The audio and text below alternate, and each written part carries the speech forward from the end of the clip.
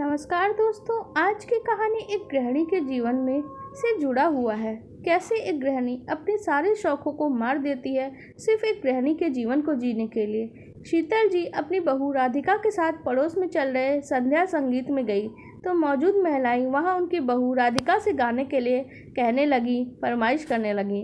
राधिका ने गाने के लिए ना नुक्कड़ करी तो शीतल जी बोली, गा दो ना बहू, सधा हुआ गला है तुम्हारा, इसीलिए तो सब तुमसे सुनना चाहते हैं। माँ जी, दरअसल मैंने बहुत समय से गाने नहीं गाए तो गाने का अभ्यास भी छूट सा गया है। राधिका की इस बात को बहाना मानकर अन्य बुजुर्ग महिलाएं बोली, अब ज़्यादा नखरे ना करो बहुरिया, पनवारी कभी पान बनाना भूलता है क्या। इस सबके कहने पे राधिका गला साफ करते हुए गाना गाती है, पर लेकिन शीतल जी अपनी बहू के इस गाने से संतुष्ट नहीं होती। क्या वाकई में आज स्वर डगमगा गए थे राधिका के। उसकी सधी आवाज जैसे कहीं खो गई थी। शीतल जी उदास मन से वहाँ से आ गई। उस रोज़ तो राधिका से कुछ नहीं बोली, लेकिन दूसरी सुबह जब राधिका उठी तो उसे एक गिलास गर्म पानी का देते हुए बोली, ये लो पी लो, और आज से तुम सुबह रोज गर्म पानी पिया करोगी, इससे तुम्हारा गला साफ रहेगा। आश्चर्य से अपनी सास की ओर देखते हुए राधिका बोली, माँ जी, लेकिन मेरा गला तो एकदम ठीक है। नहीं, अगर ठीक होता कल तुम्हारे स्वर नहीं लड़खड़ाते।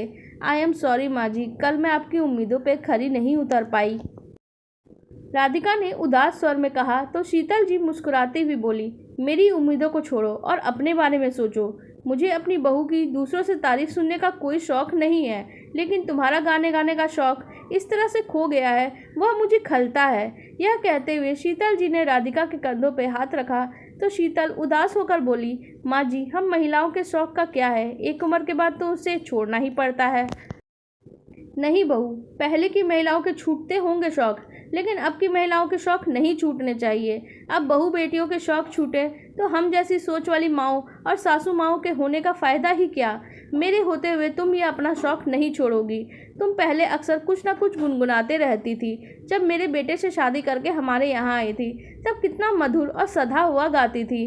पहले तो तुम अभ्यास भी किया करती थी, लेकिन अब घर परिवार की सारी जिम्मेदारियों के बीच तुम सब कुछ भूल गई।